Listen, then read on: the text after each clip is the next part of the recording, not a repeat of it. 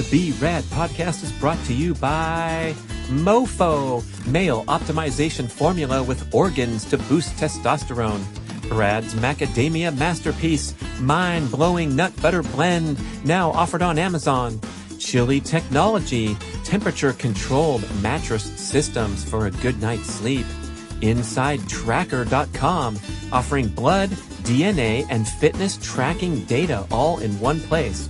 And Organifi, whole food organic superfood supplements and drink blends. And please visit the shopping page at bradkearns.com for my personal selection of favorite products for health, fitness, and peak performance with great discounts for listeners. Here we go with the show.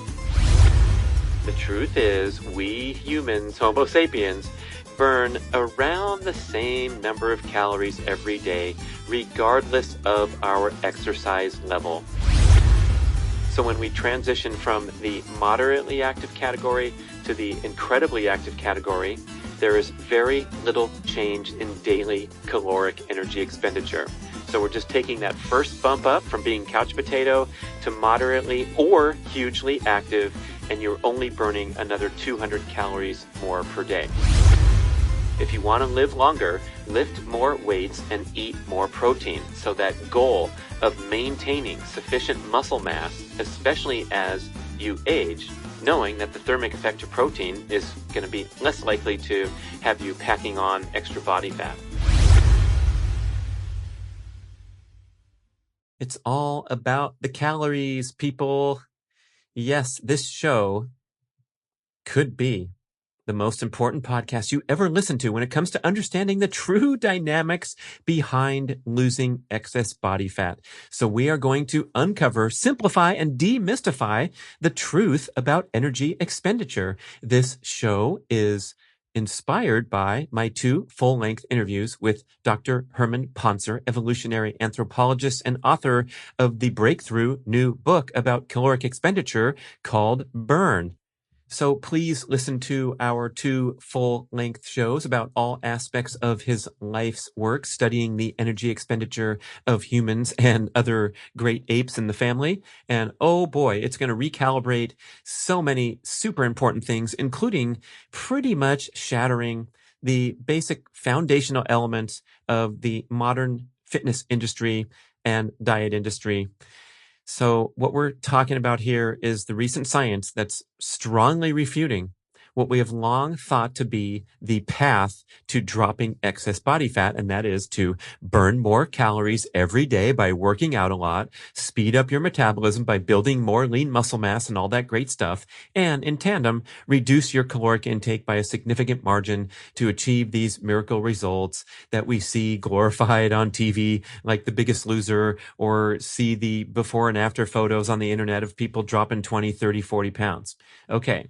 So here's the breakthrough insight that Dr. Pontzer has shared so beautifully and convincingly with the research and the data that doesn't lie, as Dr. Herman likes to say.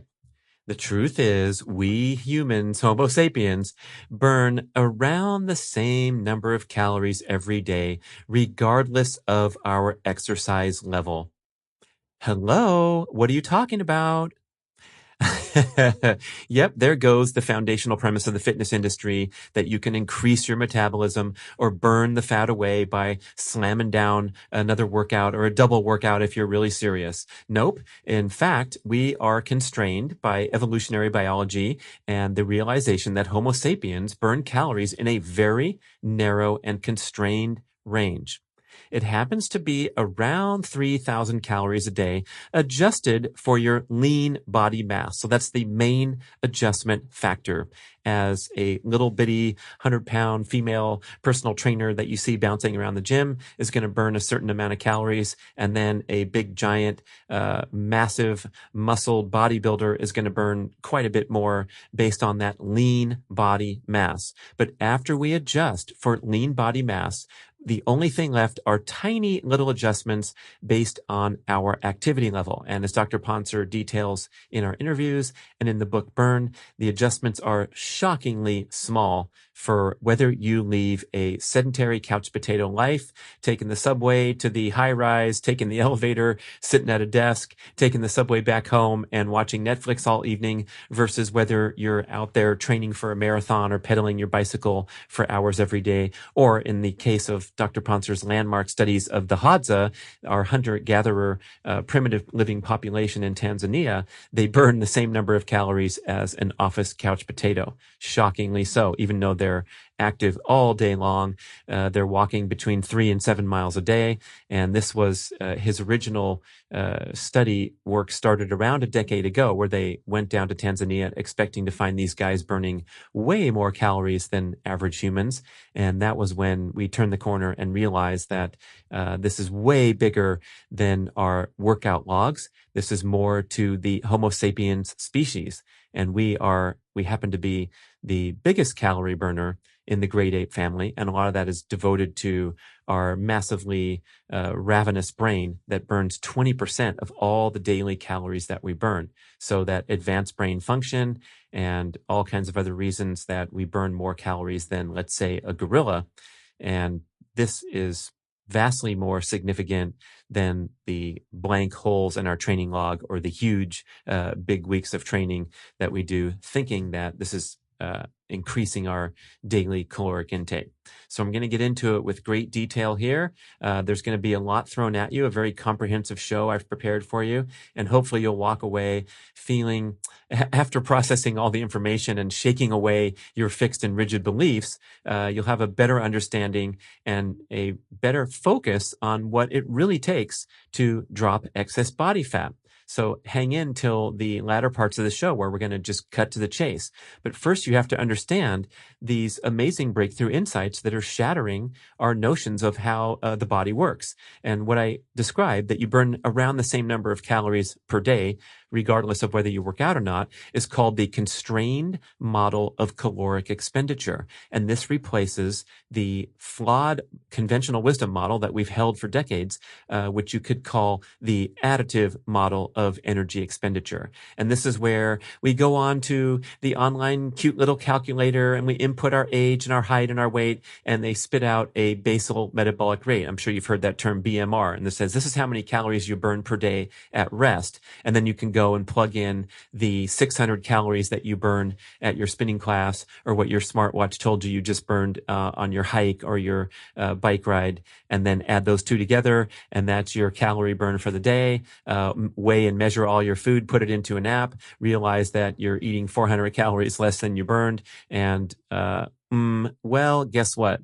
That calorie burning calculation could be highly inaccurate, because what it fails to recognize, the additive model of energy expenditure fails to recognize these adjustments and compensations that occur to normalize your daily caloric expenditure when you work out like crazy. So this is called the compensation theory, that your vigorous workout will cause you to be lazier and also to probably eat more food for the rest of the day.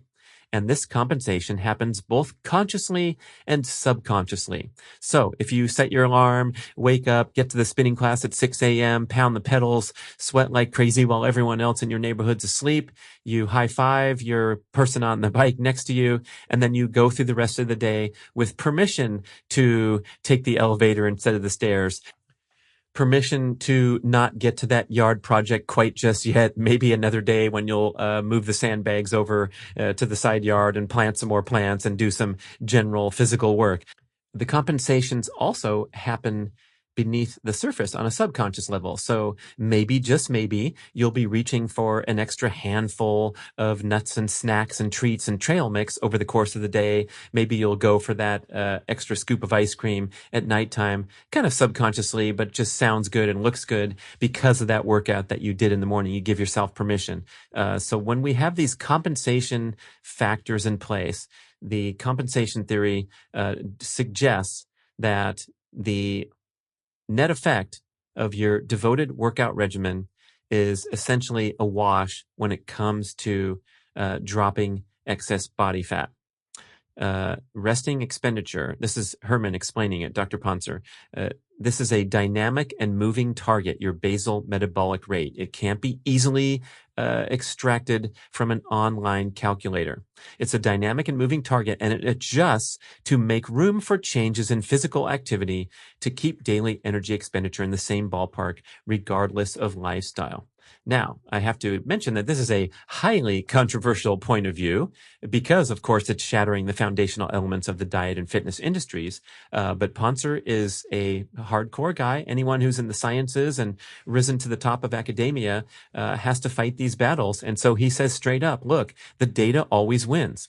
This is his life's work, energy expenditure of humans and other apes. The 10 years of studying the Hadza, combined with over 100 great, highly validated studies from modern living citizens across the globe, validate this idea that we burn around the same number of calories every day. So your next question is, of course, how the hell can this be that my lazy ass neighbor next to me who sleeps in, he's not even awake when I get home from spinning class, and then finally he emerges, walks 50 feet down the driveway, gets the newspaper, maybe will walk the dog. How the hell can he be burning the same number of calories as the badass gym goer who's also out there taking a pace walk with the friend in the evening and also foam rolling and fidgeting while watching Netflix instead of just laying there sunken into the couch? So the first insight that made a lot of sense to me that I pulled from the interviews with Pontzer is that Homo sapiens genetics transcends these seemingly or relatively minor nuances of our daily lifestyle. Like I said, we're the highest calorie burners among the apes. Gorillas burn 20% fewer calories than the human. And guess what? A gorilla in the zoo, a chimpanzee or an ape, burns the same number of calories as a much more active ape in the wild. So it's more of our genetics rather than getting up and burning 100 more calories with another 10 minutes of extra bike riding, extra credit after the workout's over. So how do we break this down? I gave you a little tip there with the brain. And the insight that the brain burns 20% of all daily calories, regardless of what we're doing with it. Okay. So there's a very, very surprisingly little variation between going to Hawaii on vacation, getting your lounge chair and gazing at the ocean for hours on vacation versus, for example, intense brain activity like taking a lengthy professional exam where you're sweating out every single question and you're in there in the exam room for the same 6 hours that you are on that lounge chair in Hawaii later that same month. Your brain does not change that much calorie burning. Herman said maybe it's around 4 calories extra per hour. And what does that equate to? An M&M, his favorite measure of caloric expenditure. So when you're stressed and working on that deadline project in the office and you're really concentrating and your hands reaching for the M&M bowl over and over, think about that. 1 M&M per hour is the difference between that and vegging out. So we have the brain, who's a voracious calorie burner, with very little variation. And then we have the other organs and systems in the body that contribute to burning our total daily expenditure independent from our activity levels. For example, the gastrointestinal tract burns around 15 to 20% of our daily calories. The liver, the control tower for all energy dispensation into the bloodstream in the body, again, burning around 15 to 20% of our total daily energy expenditure. The muscles, yes, the muscles are burning calories while you exercise, but at rest, on the other 23 hours a day that you're not working out, those muscles are burning around 15 to 20% of your total daily energy expenditure, as is the heart. The heart's beating all the time, I hope. So there's another 15 to 20%. That adds up to around 100% of your basal metabolic rate. Okay, then we can talk about activity, right? So I don't want to be that lazy ass neighbor guy described. I want to be the active, adventurous, working out devotedly in the gym and getting up and moving instead of sitting, doing a stand-up desk instead of a sit-down desk, all this great stuff. Okay, guess what? The moderately active human burns around 200 calories per day more than the inactive human, which is surprisingly little. Oh my gosh. Divide that 200 calories by 24 hours, right? And it's nothing. It's, again, a couple of M&Ms difference between being a moderately active human and a couch potato. Here's another big shocking insight. What about when we go from moderately active to hugely active, to the CrossFit gold star for attendance record, or the marathon runner that's putting in 30, 40, 50 miles a week? So when we transition from the moderately active category to the incredibly active category, there is very little change in daily caloric energy expenditure. So we're just taking that first bump up from being couch potato to moderately or hugely active, and you're only burning another 200 calories more per day. Okay, what about that muscle mass burning more calories? So again, we're making that adjustment compensation to the amount of lean body mass that you have, regardless of your body fat percentage. So a lean, mean 165-pound human in comparison to someone who's 200 pounds but has 165 pounds of lean body mass, very little difference in energy expenditure. In fact, the heavier person might even burn more daily calories than the lighter person, because even fat requires energy. It has caloric expenditure every single day. So did you get that? We both have 165 pounds of lean body mass, but the 200-pound person with all that extra fat is burning not only around the same, but maybe more than the lean, active, athletic person. Okay, what about if you have two people that weigh the same amount, but one person's lean and active and the other person is much higher percentage body fat? Yes, there's going to be more calories burned by the lean person. My dad was famous for maintaining his body weight throughout his entire life, but let's say that he gradually lost a bit of muscle mass with each passing decade. So he still weighs 165 his whole life, but with less muscle mass, his calorie burning is going to go down. Okay, here's the thing about muscle mass. If you read the glitzy magazines or even listen to major authorities, popular voices like Dr. Oz, best-selling author Jorge Cruz, or the very popular book back in the 90s, Body for Life, this addition of muscle mass was touted as the huge magical secret to get lean, drop that excess body fat, and keep it off because your muscles are burning so many more calories than fat. This has been completely destroyed by emerging science. And the truth is, the realization here is that muscle burns a little bit more calories than fat, but not much more. A pound of muscle, let's say an inactive pound of muscle over the course of the day, burns around 6 calories per day.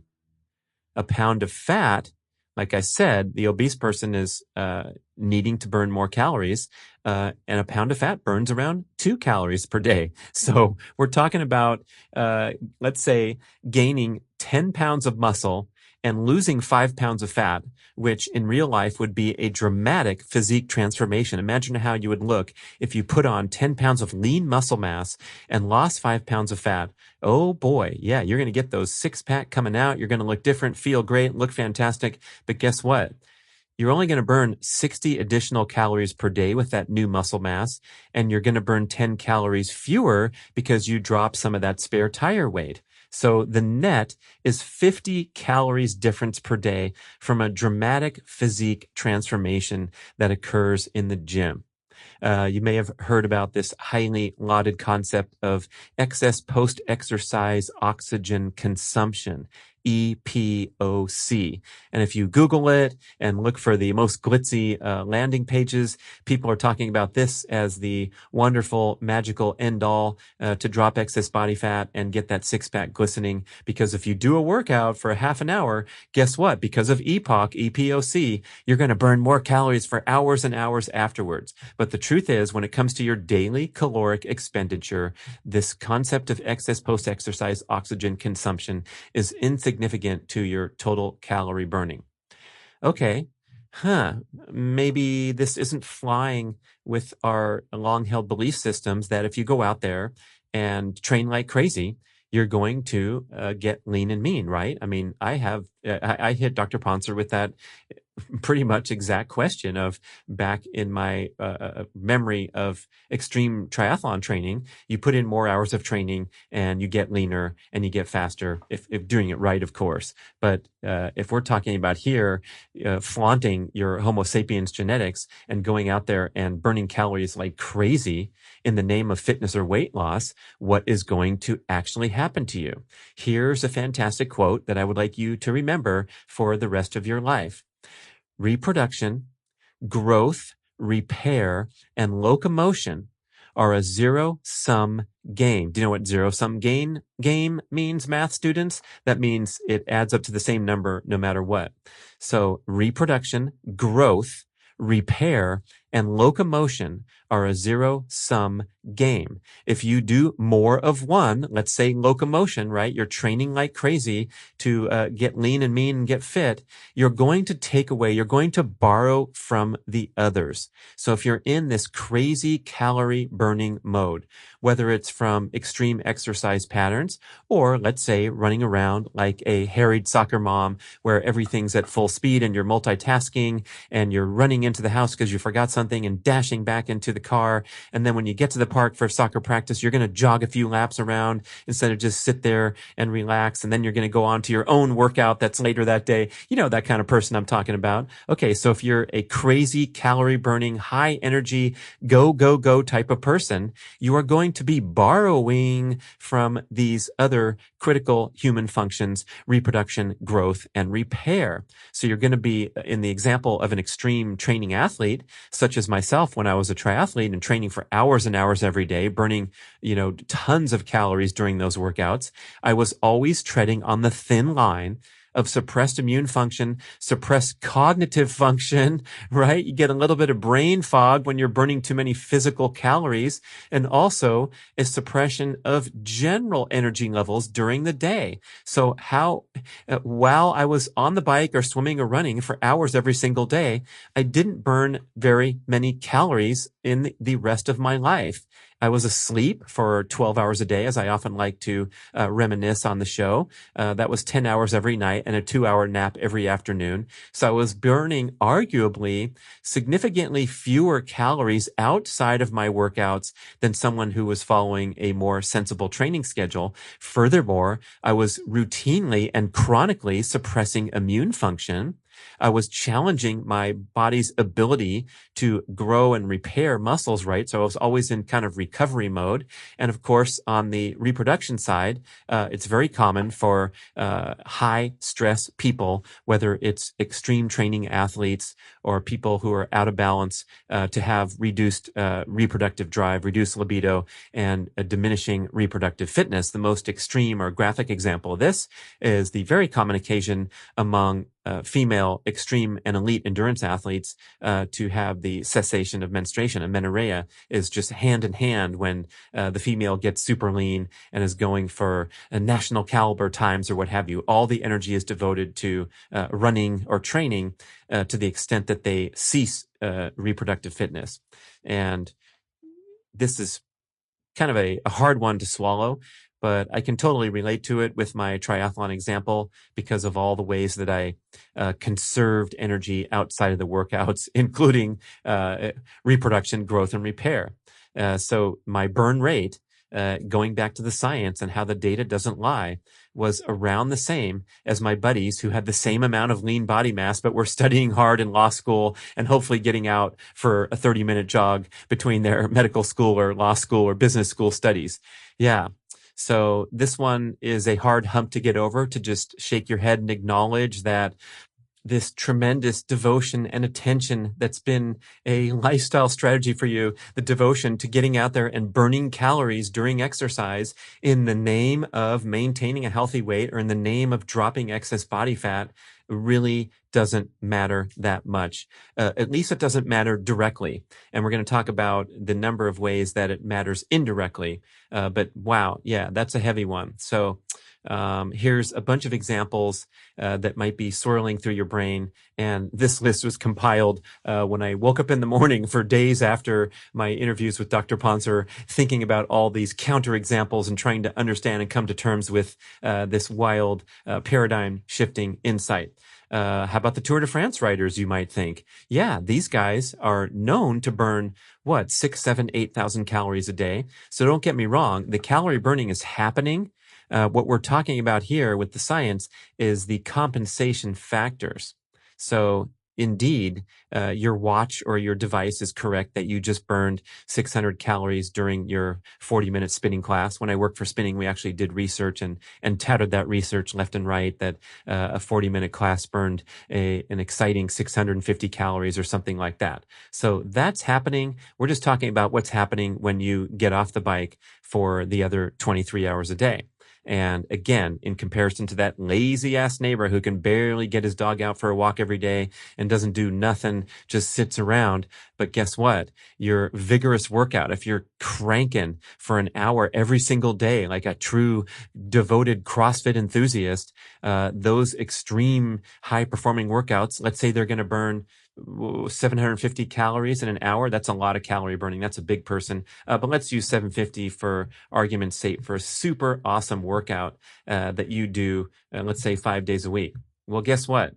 If you divide that by 24 hours, that's 31 extra calories per hour in comparison to your lazy ass neighbor. And I already mentioned the compensation factors where you might be moving a little more slowly and less apt to get up and do some yard work and burn regular everyday physical energy expenditure calories. Furthermore, we have those important compensation factors. So you're going to spend less energy on your immune function, your reproductive function, your growth and repair of muscle tissue, and all kinds of other things. So the Tour de France riders are basically walking zombies where their existence is completely devoted to burning those calories during the daily stage.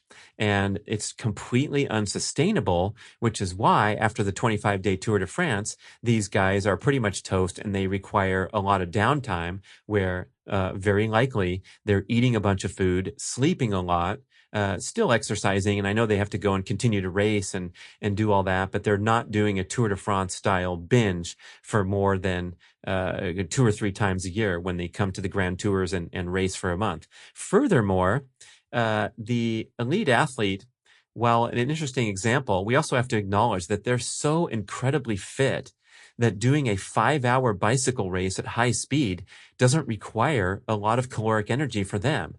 It's much easier for them to go and slam out a stage of the Tour de France than someone getting on their bike and riding the stage. You know, they have those guided tours in Europe where it's either the day before or the day after you actually do the same stage of the Tour de France that you're about to watch or that just watch. It's kind of a cool experience for a cycling enthusiast, but that's going to require a lot more calories for someone who, let's say, is hoisting 200 pounds up the hill rather than 139-pound Tyler Hamilton dancing on those pedals and getting the whole stage over with, remember, in 4 hours and 25 minutes or something like that.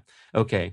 How about Sisson's example where he talks about running 100 miles a week for 7 years when he was training to be an elite marathoner and talking about all the health disturbances he had, which led him on his journey to being the primal blueprint guy. So he had impaired gut function, immune function that was trashed. He had recurring injuries that weren't, healing right. He had things like arthritis in his hips and tendonitis in his ankles that pretty much ended his elite running career. So this was a sign that he was devoting excess energy to pounding the pavement and putting in those miles while the rest of his body was pretty much falling apart because it didn't have the energy to repair. And boy, you can also see this in the amateur ranks where you'll get a highly motivated, goal-oriented type person. I coached a lot of these people in the triathlon scene where they'd come to me, they'd say, here's my schedule. I'm doing a couple half Ironmans this year, and next year I'm signed up for the big daddy of them all, the Ironman, and I want to train, and I want to do really well. And you'd see this period of life, probably healthy too, that this was a temporary period of life that happened from ages 37 to 43. And then after that, kind of like me. And when I put all those miles in and all those hours training, I shifted over to being a super duper youth sports coach in soccer, basketball, and track with much less caloric output during the workouts, but a nice, healthy phase of life to transition to something that wasn't so extreme. And when it's done poorly, when you go on these binges that are ill-advised and you're not prepared for them very well, we will often see someone who put in 6 months of heavy devotion to CrossFit requiring 6 months of extreme recovery where they can't even get into a basic fitness experience because they're so tired, injured, broken down, whatever. Maybe it's 6 years that they went hard as a competitive ultra running person or something, and then you're going to see 6 years of recovery time often taken on the back end. Speaking of 6 years, oh my gosh, this is one of the most disturbing researches you'll ever come across. Biggest Loser contestants. 6 years after their appearance on the show and their binge experience of starvation paired with extreme exercise, 6 years later, they still showed signs of dysregulated appetite and fat metabolism. And the vast majority of them, almost all of them, gained all the weight that they lost back and then some in many, many cases. So same thing in the bodybuilding scene. This is the best kept secret of the magazines you see on the shelves, and maybe the guy you see walking around at your gym. They're known to kind of spin out of competition season with a major weight gain and complete exhaustion to the extent that they're just sitting around eating instead of going to the gym for 4, 6, 8 weeks after they got cut up to 3% body fat and flexed on stage, because it's just so incredibly unsustainable.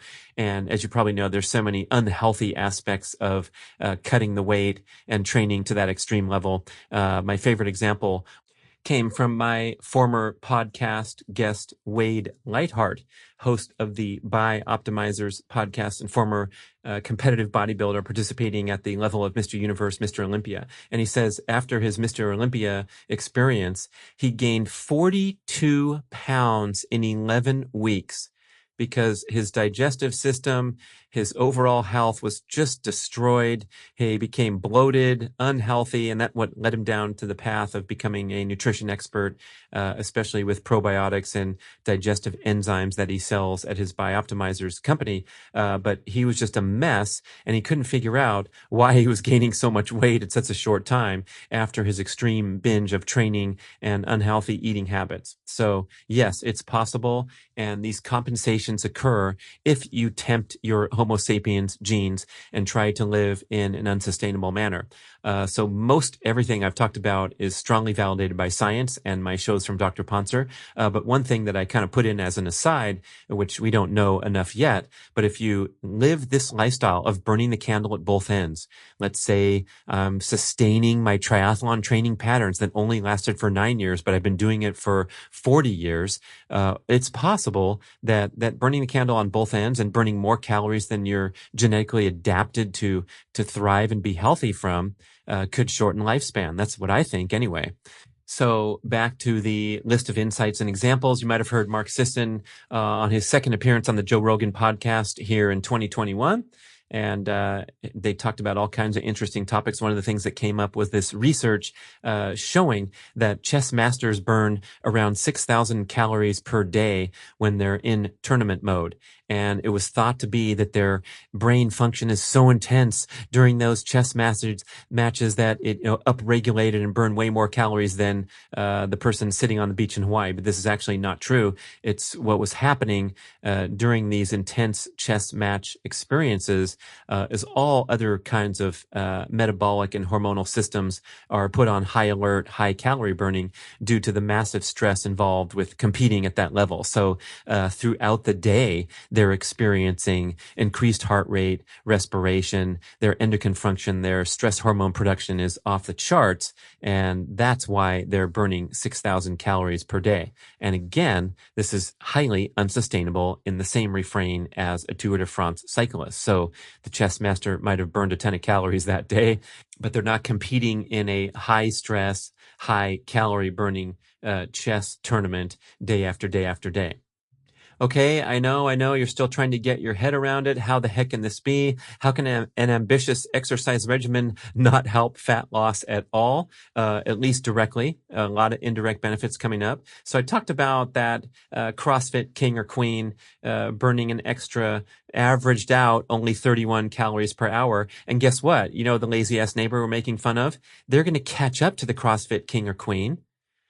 And that extra 31 calories per hour divided by 24 that you burn at the CrossFit workout, they're going to catch up because they're less fit. So walking that dog around the block is a nice calorie burning experience for an unfit person, or climbing 2 flights of stairs. They're going to be winded at the top.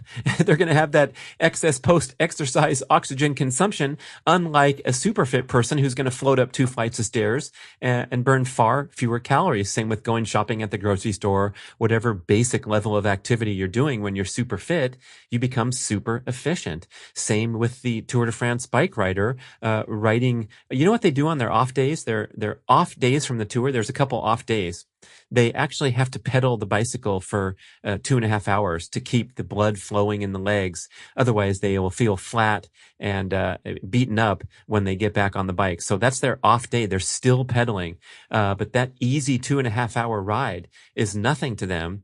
And very few calories are burned, relatively fewer calories are burned versus someone imagining riding a bicycle for 2.5 hours. Okay, so when an athlete works out and works out more and works out more and gets nice and lean and gets all the compliments from their training partners, here's what's happening, explained by Dr. Pontzer, quote, possibly the athlete is undergoing an initial adjustment to a higher level of training.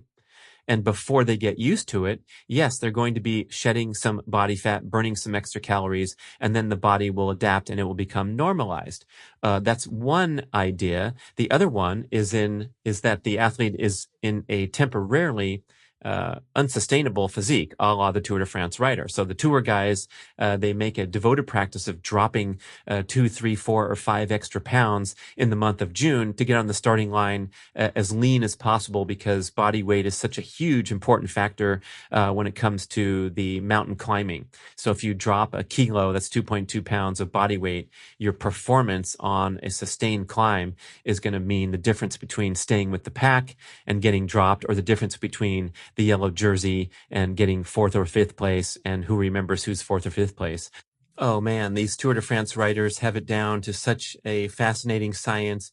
You can read more in Daniel Coyle's book, The Secret Race, but they can pretty much determine who's going to win the Tour de France in the training period leading up to the Tour de France. And specifically, they're identifying the amount of wattage a rider can deliver per kilogram of body weight at anaerobic threshold.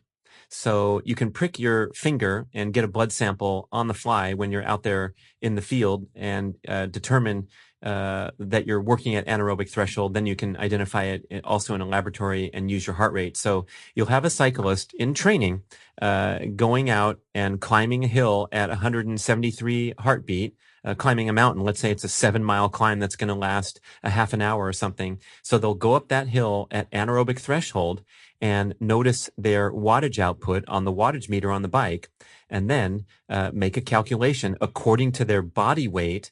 And the higher that number is, I believe it was something like if you're a 7.0, you're going to win the tour. If you're a 6.8, you're going to be a top contender. If you're 6.3 or below, and I might not be exactly accurate with the numbers, but you can get my point here, you know that you're going to get dropped on the big climb in the Tour de France. So pretty fantastic how science has come into the endurance sports world. And of course, doping is another factor that will help you put more watts out at a certain body weight. But putting that aside for a moment, just being able to pinpoint that, pretty fascinating. But back to our discussion about why the heck does exercise not contribute to body fat reduction? Those were the factors that Dr. Pontzer was mentioning. First, athlete undergoing an initial adjustment, dropping some fat, getting used to the training load, and then normalizing, in fact, even possibly gaining some weight back to get back to that set point, or in a temporarily unsustainable physique for the Tour de France. Or, interestingly here,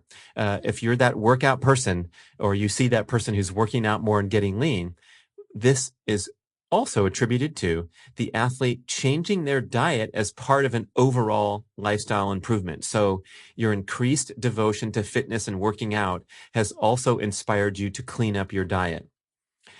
Okay. Then I asked Dr. Pontzer about these outlier examples that don't fit with the formula.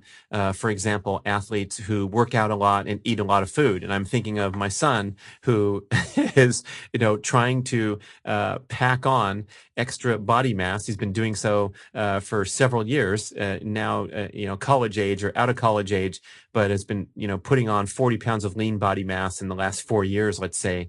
So quite an unusual example in the massive adult population here. But why isn't he getting fat if he's burning the same amount of calories every day? So the first thing is when you're putting on all that lean body mass, you are indeed burning more calories. And secondly, if you're a big workout person and consuming extra protein to support that muscle growth, that hypertrophy, and also good recovery from challenging workouts, protein in particular has a very significant thermic effect. That means that around 25% of all the protein calories you consume go toward digesting the protein.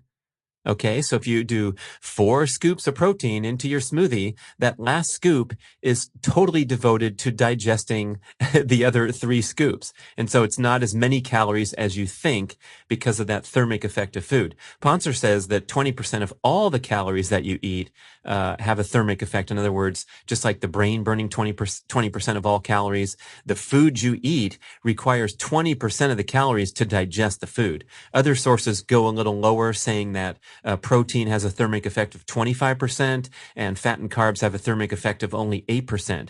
But if we get in there somewhere up to around 20%, now it's starting to make sense that regardless of whether we work out or not, there's a lot of energy going toward working that brain and digesting protein as well as the other macronutrients. So this is kind of reminded me of Rob Wolf's wonderful quote when he said, if you want to live longer, lift more weights and eat more protein. So that goal of maintaining sufficient muscle mass, especially as you age, is extremely huge and has all kinds of health ramifications to it. So we're trying to maintain lean muscle mass, and that means eating sufficient protein, maybe even a little extra protein, knowing that the thermic effect of protein is going to be less likely to have you packing on extra body fat. Okay, so I mentioned my son, the calorie eating machine, who's working out, eating a meal, cleaning up the meal, and then starting to make his second meal. No joke, oftentimes. What about someone who's got a heavy manual labor job, works in construction all day, and also loves to do triathlons in his spare time versus the guy in the wonderful suit that's hanging out on the subway, the elevator, the high-rise office, and then back to an evening of Netflix? Okay, well, guess what? That person's going to burn several hundred additional calories per day than the completely sedentary person. Again, let's say these guys have the same amount of lean body mass overall, so we're not going to make any further adjustments. But we also can conjecture that the extreme active person is taking away from reproduction, repair, and growth. Okay, so now that we understand the compensation theory, the constrained model of caloric expenditure would be the official title of this idea that we burn around the same number of calories per day. How the heck are we going to drop excess body fat then if it's not about cranking up the spin bike? Oh, okay, what about crash dieting? Well, here's what happens. If you severely restrict calories for a prolonged period of time, the survival instincts kick in that we're so familiar with. You've heard this is why diets don't work, is your body goes into survival mode. It's absolutely true. And what happens is over time, your body is going to adjust to a new normal level of caloric intake. So we have this data on burning a certain number of calories as Homo sapiens, but Homo sapiens who starve themselves, strategically starve themselves, right, with a long-term calorie restriction diet, are going to burn fewer calories than their normal expected genetic baseline. And your body finds all kinds of different clever ways to down-regulate and adjust to the new normal by being less generally active, down-regulating important metabolic functions, reproduction, repair, growth, and locomotion. So you're going to just tone down all four of those, including your desire to locomote, to work out. You're going to be too lazy, too tired to work out. And if you do work out, you're going to have crappy workouts. I've had Elle Russ on the podcast before. And of course, she's hosting all the Primal Blueprint shows and talking about her experience that's detailed in her book, Paleothyroid Solution, where she was killing it. She was checking off all the boxes. She was living this wonderful paleo lifestyle, cutting out all those nasty carbs and eating really cleanly, doing hot yoga several days a week, going for long hikes, swimming every morning. And what was happening was her body was not getting sufficient nutrition. And so her thyroid was putting on the brakes. And this is when she went into tailspin of poor health, driven by the well-meaning, well-intentioned desire to be super active and not eat an excess of calories. So exercising more doesn't really work, nor does prolonged caloric restriction. So how are we going to do this? Let's ask Dr. Pontzer. I love his quote here about losing excess body fat. And he says, quote, "It's tough, especially as you get older." I said, I don't see a book deal there, man. I don't see an angle. He's like, yep, that's right. It's really, really tough. And there's also research showing that there is a high genetic component to the percentage of body fat that you're currently carrying. There's also a high lifestyle component to dysregulated eating and gaining excess body fat. So that's where we can focus on all kinds of parameters like getting sufficient sleep, all the research showing that sleep deprivation, even minor or short-term sleep deprivation, triggers an increase in insulin resistance. So you're going to be less adept at burning body fat and probably experience increase in appetite, increased caloric intake if you skimp on sleep. Same with if you don't get enough general everyday movement. So if you're sitting around, you have a noticeable increase in insulin resistance, decrease in glucose tolerance in as little as 20 minutes. So you start getting worse at burning fat and your cognitive function goes down. And generally that's going to trigger an increase in appetite, especially for quick energy carbohydrates. So if you're not moving much, not sleeping well, or over exercising, these are going to cause appetite dysregulation, excess overeating, and gaining excess body fat. We also have those hyper palatable foods, which are such a big problem because they hijack the dopamine reward pathways in the brain and stimulate us, trigger us to overeat. Check out Dr. William Davis' best-selling book, Wheat Belly, where he talks about the addictive properties of the modern-day gliadin protein contained in the modern-day wheat product. And this gliadin stuff hits the opioid receptors in the brain and has the addictive property that prompts us to consume an additional 300 calories of food per day because we have wheat in our diet.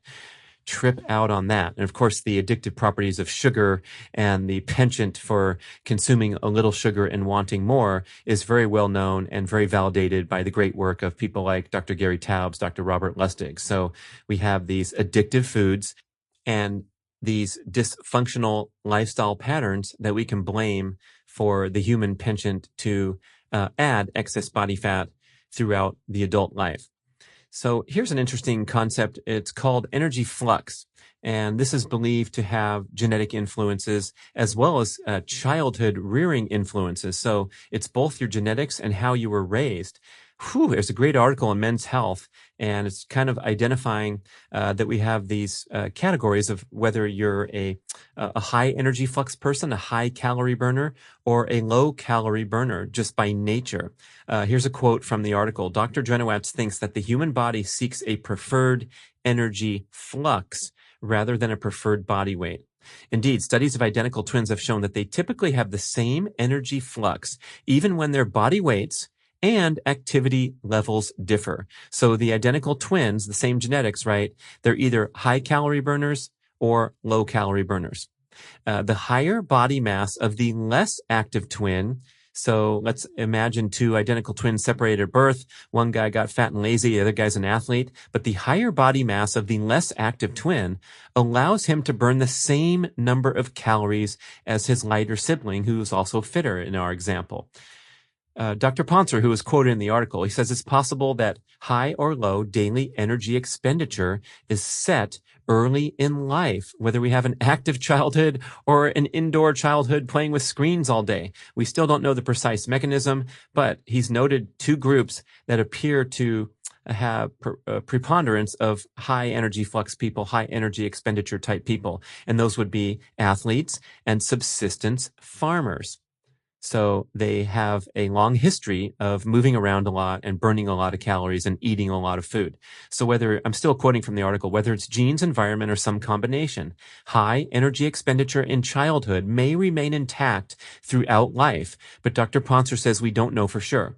Being predisposed to high energy flux may help some people respond quickly to workouts and have more success keeping their weight stable through exercise, while for some others, no amount of exercise affects weight loss.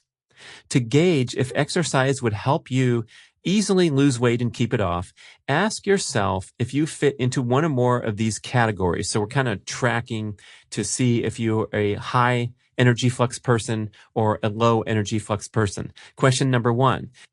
You were extremely active as a kid, but are mostly sedentary now. Question number 2. Until recently, you could eat whatever you wanted without gaining much weight, if any. And question number 3, you've spent most of your life in pretty good shape and only recently let yourself go. If any of these ring true, there's a good chance you're in high energy flux. This suggests that your body prefers to eat a lot of food each day, and until recently, you matched your appetite with a high activity level. And it suggests that your body may respond quickly to structured workouts. So get back out there if you're kind of lost yourself in recent years. Okay, so that's the end of the insights about the Energy Flux article. And let's get back and zero in on this plan of how we lose excess body fat. I talked about how we gain the excess body fat. So now we talk about how to lose it, which Dr. Pontzer says is tough. And you know why it's tough? It's mainly because we have a whole bunch of modern genetic disconnects that we've blasted ourselves with in everyday life, like the hyperpalatable foods I mentioned. My brother, look, my son and my brother both get plug on the show. Thank you for doing the transcription notes. So my mom gets a plug there too. How about that? But my brother came to me, so he gets repeated on the podcast for eternity when he said, "Yeah, I have a problem. I eat so healthy. Everything's really doing clean. We're making good meals, but every night around 11, I just have to have a bowl of cereal, and I just can't. I can't stand it. I wish I could cut it out. What do you think? Do you have any ideas?" And I said, "Yeah, I can guarantee that'll never happen again. Just go to bed at 10:30." Okay. Ta-da. So there's the cereal at 11 example. We talked about the foods that are thrown in our face all day long and all night, everywhere we go, the cultural traditions around eating and having lavish desserts and then having some more and having to go to the movies and buy something at line before you sit and watch a movie. You got to have something in your hand. All those kind of cultural influences that are prompting us to overeat. And especially this concept of these modern foods that hijack the dopamine reward pathways is super interesting. And I think one of the biggest factors in the gaining of excess body fat, difficulty dropping excess body fat. So check out Rob Wolf's book, Wired to Eat, for more details. And Dr. Stephan Guyonet's book, Hungry Brain, talking about how these foods that combine, typically the combination of sugar, fat, and salt are what hijack these reward pathways in the brain, because these foods are completely non-existent in nature and over the course of evolutionary biology. So the great study of the Hadza that Dr. Pontzer's done, and you might have heard content from Paul Saladino. Anthony Gustin went down there and spent some time with the Hadza. And yes, they will find a beehive and they will raid that puppy and binge on the honey, but it's not typically at the same time, the same meal as when they get fresh kill from their hunting success. So when we pair these sweets and treats and lavish foods. And we could talk about all the dessert category. Ice cream essentially is the pairing of sugar and fat, cheesecake, potato chips, a baked potato with butter, even a bowl of pasta, right, with a meat sauce or the protein and some fat sources with all those carbohydrates. Those are the things that dysregulate our appetite. And again, we're going against our genetics because we are genetically adapted. Our survival as a species has depended upon binge eating and storing excess body fat to get ready for the harsh, cold winters. We did it every single year. Most humans on the planet, right? We're really good at storing fat and then saving it for later use. So perhaps the best starting point of all, if you have an ambition to drop excess body fat, is to ditch processed, nutrient-deficient foods in favor of high satiety, nutrient-dense foods, especially protein, because it has that tremendous thermic effect where you're going to be highly satiated when you have a high-protein meal. Let's say some scrambled eggs and steak and avocado on top, and you're going to eat this thing and you're going to be full. You're not going to overeat a second pan of scrambled eggs and steak and avocado, much less likely than you would be to overeat with ice cream, cheesecake, whatever sweets and treats you're doing. So getting rid of those nutrient deficient foods is the very sensible and powerful first step in the direction of succeeding with dropping excess body fat. Hey, what about these great dietary popular trends of recent times? Primal, paleo, low carb, keto, carnivore. Pontzer points out that any diet will be successful if it's restrictive, right? Same with all the intermittent fasting and the protocols. And it looks like 2 meals a day has good timing and good central premise because we're capitalizing on all these new insights to make it simple and realize that, hey, look, if you just kind of look at your lifestyle as a 2 meals a day maximum without snacking, that's going to put you in a winning position because you're putting some restrictions. You're putting the brakes on this constant access to hyper palatable foods. And of course, in the book, our first step, right out of the gate, I believe there's even a quip in there that if you can't handle this, then you might as well just close the book and move on with your life. But that is to ditch the big 3 toxic modern foods. And those would be refined grains, sugars, and industrial seed oils. So, back to the question of these specialized diets like low carb, keto, and this very popular carbohydrate insulin model of obesity, we'll call it. And this is the premise advanced by leaders in the movement like Dr. Jason Fung, author of The Obesity Code, Gary Taubes, author of Good Calories, Bad Calories, Why We Get Fat, and The Case Against Sugar. So these guys have done tons of research and promoted this carbohydrate insulin model of obesity. The Dr. Pontzer not necessarily directly refutes, but he's not 100% on board that this is the end all. So we're kind of talking about how this carbohydrate insulin model of obesity does not transcend the simple insight that we are constrained with daily calorie burning. So that's as polite as big time people can strongly disagree, where Pontzer's saying that you can't extract an idea like that flies in the face of evolutionary biology. So he's standing on his position that we're constrained by calorie burning, where the carb insulin model of obesity is implying that it's the carbohydrates themselves that are causing the insulin spike that's causing the excess body fat. Dr. Jason Fung says that 95% of your success or failure with fat reduction goals depends on your ability to control insulin in the diet. And Dr. Pontzer says that 100% of your success or failure to lose excess body fat comes from the amount of calories you eat. So I think the reconciliation here is that if you are consuming a lot of carbs, spiking insulin frequently, you're going to have an increase in appetite and you're going to consume more calories, especially carbohydrates, if you're on that carbohydrate insulin roller coaster. So we can embrace the idea that it's all about calories consumed and then go looking at ways to optimize appetite, optimize lifestyle patterns so that we as Dr. Pontzer says, find a diet that you enjoy and leaves you satisfied without eating excess calories. And that's the secret to maintaining a healthy body weight, or dropping a few excess pounds if that's your goal. And we're going to finish off the show with some tips and tricks to do just that. So it appears to be, remember that we can't starve ourselves, or we'll do all these compensatory mechanisms. And we cannot out-exercise our Homo sapiens genetics and our constrained model of energy expenditure. So it appears that the strategy to drop excess body fat is to implement an under-the-radar approach. So you obtain a mild calorie deficit without prompting these compensatory mechanisms and without disturbing reproduction, repair, and growth.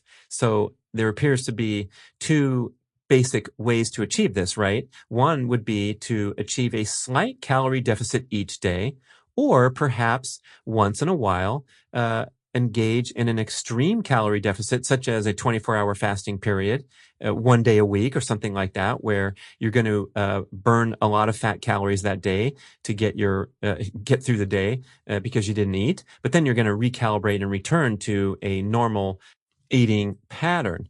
And yes, it's almost impossible to identify or pinpoint that you're eating in a slight calorie deficit on each day or most days. So it's mainly a matter of being more mindful, more intentional, and making an effort to eat less food than you normally do, or to pay more attention to your hunger and satiety signals and realize that, yes, you've had enough, you're satisfied, and you can push the plate away, rather than all these emotional and reflexive behaviors that we have toward eating, where we're eating way more than we need or reaching for those hyper palatable foods. Personally, I've found it useful to trigger sensations of hunger now and then, just to remind myself that I'm a human, and increase my appreciation of food that I do eat, and also hone my fat burning capabilities. And I've talked about how cold exposure facilitates that, because when you get your body cold, whether it's going in the chest freezer or going for a swim in Lake Tahoe, your body has to work hard to rewarm and return the body to homeostasis afterward. And that extra caloric expenditure triggers an increase in appetite. And when you ignore that increase in appetite, you're going to turbocharge accelerated fat burning. And then when it is time to eat, oh boy, you really enjoy the meal because you've worked through a minor sensation of hunger now and then. Of course, people can overdo it here and get into that crash diet category, where all kinds of bad things can happen. So it's really thinking about that concept. I just came up with that term, under the radar, because it's a nice way to approach this, where you don't have all this pressure on you. You're not feeling stressed that you missed a day of exercise and now your fat reduction goals are going to be compromised. It's none of that. It's just a matter of having a greater appreciation for the natural hunger and satiety signals of the human, and not being a modern day unbridled, undisciplined pig who's always around food and can eat as much as they want without even making any effort besides clicking a button and having DoorDash come to your door. So you can pick virtually any diet that has rules, restrictions, and guidelines that will not prompt you to overeat. Any diet is essentially a gimmick in the end. You can cut carbs, you can cut fat, you can cut out plants like the carnivore movement, you can get into intermittent fasting, you can go with a compressed eating window, you can be a vegan. But if you have these rules and guidelines in place, you won't have constant unfettered access to hyper-palatable foods and potential for overeating. That said, after blasting you with all these different options, keep in mind that something like a vegan pattern should be described as extremely risky, because you're cutting out the majority of the most nutrient-dense foods on Earth. You also want something that's going to be sustainable. So if you're getting sick of keto after 2 weeks because you feel better when you consume sweet potatoes and other sources of carbohydrates, or whatever the case is, you don't like to eat certain foods that are a centerpiece of a certain diet, you're going to have to find something that works for you, that's sustainable, and leaves you satisfied without the need to overeat. And that's why low carb, primal paleo, keto has become so popular, particularly keto, because that's taking it to the extreme, right? But if you limit your carbohydrate intake to 50 grams per day or less, You are going to produce a minimal amount of insulin. You're going to rarely be hungry. And if you do it right and choose really nutritious foods as the centerpiece of your ketogenic experience, you're going to be highly satisfied. But we got to broaden the lens a little bit from these popular diets and strategies of the day to realize when it comes to the context of losing excess body fat, that anything or a variety of things can work. That's why my next book's going to be titled The C&C Diet. That's right, carnivore and chocolate, because I feel the carnivore diet has a lot to offer. It's extremely high satiety. It's low insulin stimulating. It has a tremendous nutrient density. You can go look for the carnivore scores chart at bradkearns.com, and we ranked the various categories of the most nutritious foods on earth in the carnivore spirit. So a carnivore-ish diet that provides sufficient carbohydrates for your athletic performance and recovery needs, in many cases, including mine. So it's not super strict because that would be too few carbohydrates for my preference. And the chocolate comes in there because it's one of my favorite foods. It's got a lot of nutritional benefits, and that arguably is as good as any other diet when it comes to dropping excess body fat, because all we're talking about is regulating your caloric intake and feeling happy and satisfied. Fasting is also super fantastic strategy because, again, it's another rule. Maybe it's a gimmick. You can call it that if you want. But when I made the rule to not consume any food until 12 noon, go listen to the Fatty Popcorn Boys saga for details. There wasn't any magic to it. It was just putting some rules and restrictions on me so that I didn't have unregulated and unfettered access to all the food that I wanted all the time, every single day. So a smaller eating window arguably gives you less potential to overeat, less likelihood to overeat. But again, you can certainly get the job done by overstuffing yourself, even if you're eating in a compressed eating window. So all of these things can be really helpful because they tighten up this free-for-all modern world where we have a tendency to overeat. And then that's where the lifestyle factors come in. So just as I try to wrap up this show, bullet number 1 is pick a diet, probably with rules, restrictions, and guidelines to help you and guide you toward a high satiety diet that doesn't prompt you to overeat. Then we have to get the lifestyle habits nailed, because these have a tremendous influence on our appetite hormones and our satiety hormones. So we want to get sufficient sleep. We want to have good stress management. We want to absolutely, positively avoid any whiff of overtraining, because when you're in a pattern of exhausting, depleting workouts, you are going to prompt extreme appetite spikes to replenish yourself due to this overly stressful, unsustainable lifestyle pattern. Not just to replenish and get back to normal, but most likely to overeat, because you're most likely be having access to food for more hours than you're exercising, right? So even if you go out there and do a killer 2-hour run, epic run in the mountains, you're going to be home for the next 8 with access to food, and you're going to overeat if the workouts are too stressful. So we want to nail those primal principles that we've talked about for so long, where you're doing plenty of low-level movement and aerobic pace for your cardiovascular exercise rather than exceeding that maximum aerobic heart rate. And then also getting in the brief explosive sessions that have a lot of wonderful metabolic benefits, including turbocharging fat burning.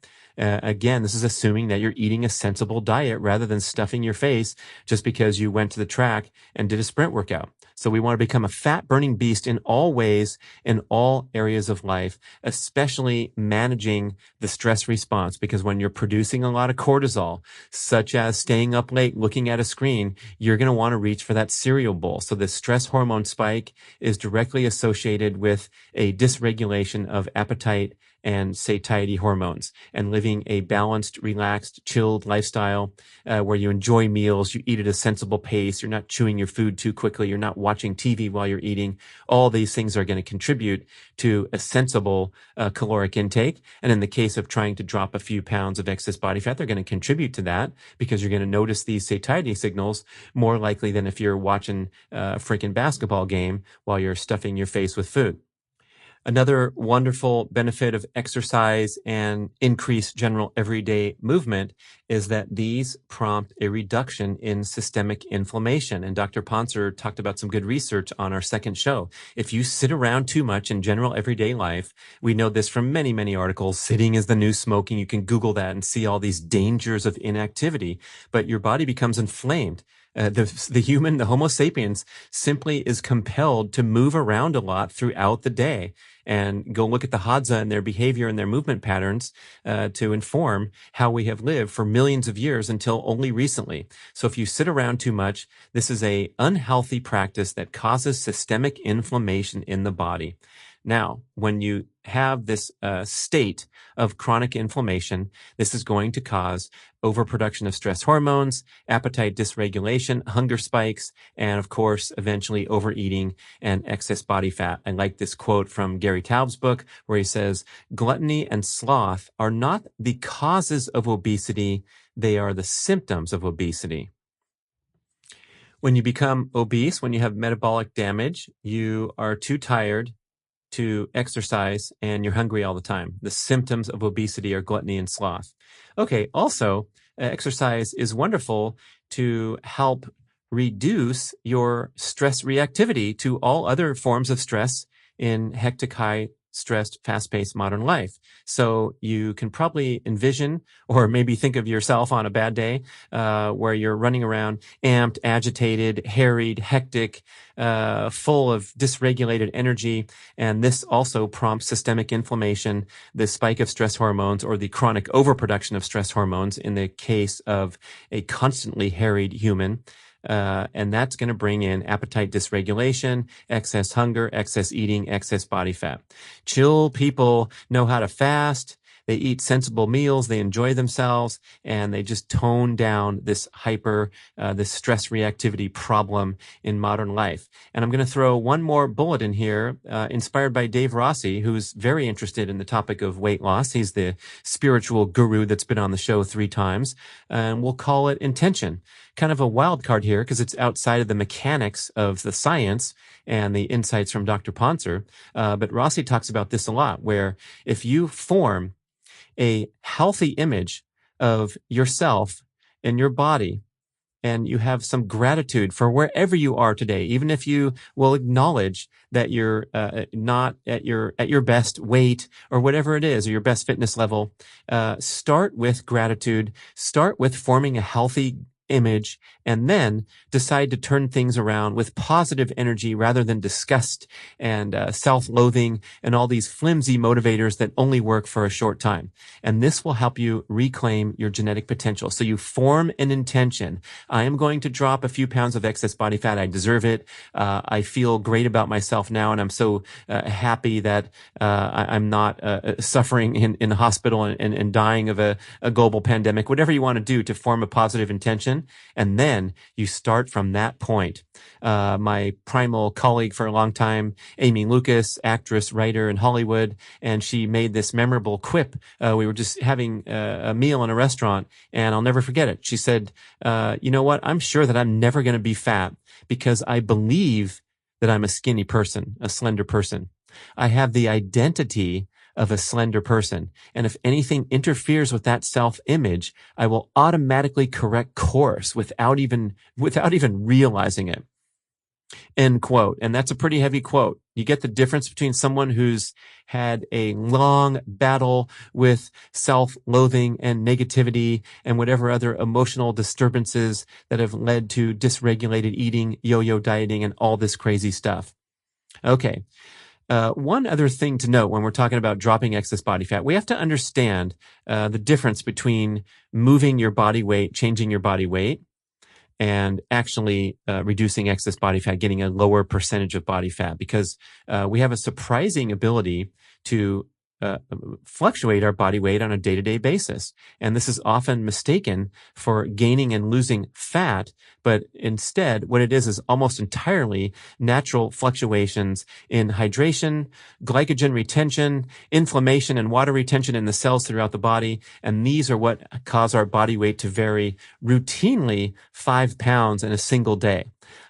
So when you haven't exercised much and been on a nice cruise and went to the buffet and stuffed your face and came back a week later and it shows that you gained 7 pounds, it's possible that you gained maybe 1 pound of excess body fat if you really did yourself a good job.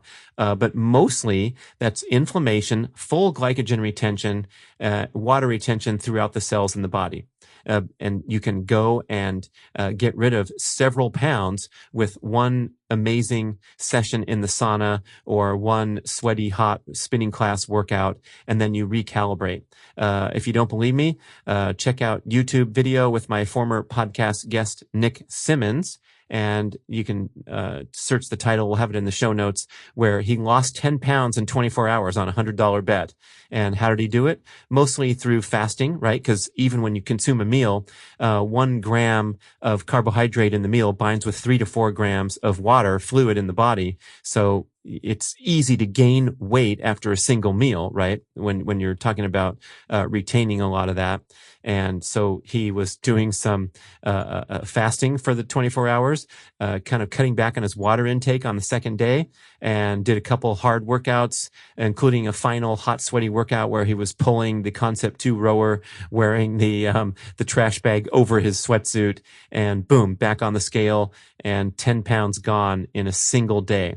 So that's an extreme case where he's playing with a tiny bit of dehydration and depletion from not eating. But again, all of us will cycle up and down 5 pounds. And if you want to get obsessive about it, you can go weigh yourself, 20 times over the next 5 days and be regaled at the fluctuation of weight. So maybe the best way to measure progress here is to get a tight-fitting pair of pants or take a picture of yourself with minimal clothing and look for the muscle definition or lack of muscle definition and the changes that you make when you drop excess body fat over time, and expect to do it at a very gradual and sensible rate so it'll be sustainable, realizing that these big numbers that people put up are mostly a reduction in inflammation and glycogen retention from extreme exercise, extreme dieting, and all that crazy stuff that's unsustainable.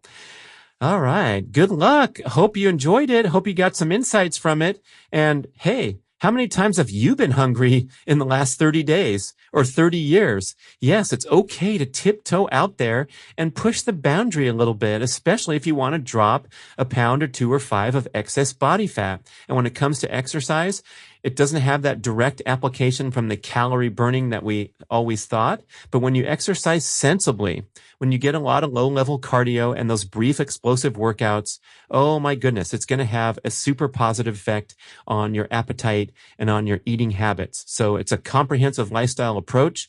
And now you can zero in on it. You can relax. Breathe a sigh of relief that it's actually not too hard to drop excess body fat. You just got to form that intention and go out there and do it. Thank you so much for listening. Thank you for listening to the show. I love sharing the experience with you and greatly appreciate your support. Please email podcast@bradventures.com with feedback, suggestions, and questions for the Q&A shows. Subscribe to our email list at bradkearns.com for a weekly blast about the published episodes and a wonderful bi-monthly newsletter edition with informative articles and practical tips for all aspects of healthy living. You can also download several awesome free ebooks when you subscribe to the email list. And if you could go to the trouble to leave a 5 or 5-star review with Apple Podcasts or wherever else you listen to the shows, that would be super incredibly awesome. It helps raise the profile of the B-Rad podcast and attract new listeners. And did you know that you can share a show with a friend or loved one by just hitting a few buttons in your player and firing off a text message? My awesome podcast player called Overcast allows you to actually record a soundbite excerpt from the episode you're listening to and fire it off with a quick text message. Thank you so much for spreading the word. And remember, be rad.